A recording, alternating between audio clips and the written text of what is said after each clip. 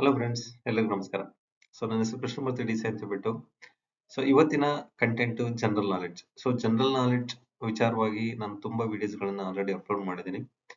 ಇವತ್ತಿನ ಒಂದು ವಿಚಾರ ನೋಡೋದಾದ್ರೆ ಎಲ್ರಿಗೂ ಗೊತ್ತಿರೋಂಥ ವಿಚಾರ, ಮತ್ತೆ ನಾವು ಅದನ್ನ ಆಚರಣೆಯನ್ನು ಕೂಡ ಮಾಡ್ತಾ ಇದೀವಿ. ಕ್ವಶನ್ ಏನಂತ ನೋಡೋಣ. ಭಾರತದಲ್ಲಿ ಯಾವ ದಿನವನ್ನು ನಾವು ಸ್ವಾತಂತ್ರ್ಯ ದಿನವೆಂದು ಆಚರಿಸಲಾಗುತ್ತದೆ? Which day is celebrated as an independence day in India? Option ನೋಡೋಣ.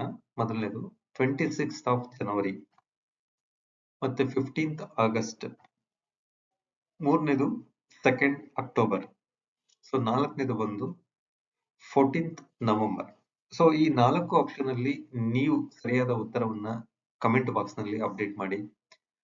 ಯಾಕೆ ನಾನು ಜನರಲ್ ನಾಲೆಡ್ಜ್ ವಿಚಾರ ಬಗ್ಗೆ ಮಾತಾಡ್ತಾ ಇದ್ದೀನಿ ಅಂತ ಹೇಳಿದ್ರೆ, ಮಕ್ಕಳಿಗೆ ಸಾಮಾನ್ಯವಾಗಿ ಇತ್ತೀಚಿನ ದಿನಗಳಲ್ಲಿ ನೀವು ನೋಡ್ತಾ ಇರ್ಬೋದು, ಎಲ್ಲಾ ಮಕ್ಕಳು ಐದರ್ ಇಟ್ ಇಸ್ ಇನ್ಸ್ಟಾಗ್ರಾಮ್ ಅಲ್ಲಿ ಇರ್ತಾರೆ, ಅಥವಾ ಫೇಸ್ಬುಕ್ ಅಲ್ಲಿ ಇರ್ತಾರೆ, ಅಥವಾ ಯೂಟ್ಯೂಬ್ ಚಾನಲ್ ಅಲ್ಲಿ, ಅಥವಾ ರೀಲ್ಸ್ ಗಳನ್ನ ನೋಡ್ತಾನೆ ಇರ್ತಾರೆ.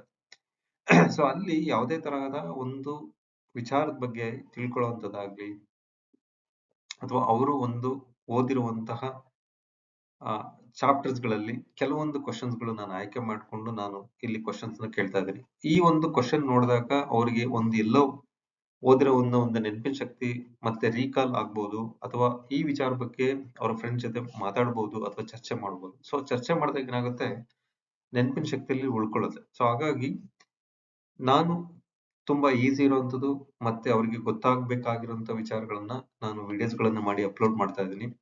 ನೀವು ಒಂದ್ ವೇಳೆ ಬಿಸಿ ಇದ್ರೆ, ನೀವು ಮನೆಗೆ ಹೋದಾಗ ಫ್ರೀ ಇದ್ದಾಗ ನಿಮ್ಮ ಮಕ್ಕಳ ಜೊತೆ ಕೂತ್ ಬಿಟ್ಟು ಈ ವಿಚಾರನ ಅವ್ರ ಜೊತೆ ಮಾತಾಡಿ, ಯಾವ್ದು ಆನ್ಸರ್ ಇದು ಕರೆಕ್ಟ್ ಆದ ಉತ್ತರ ಅಂತ ನೀವು ಚರ್ಚೆ ಮಾಡಿ, ಅಪ್ಡೇಟ್ ಮಾಡಿ ಅಂತ ನಾನು ಕೇಳ್ಕೊಳ್ತಿದ್ದೀನಿ.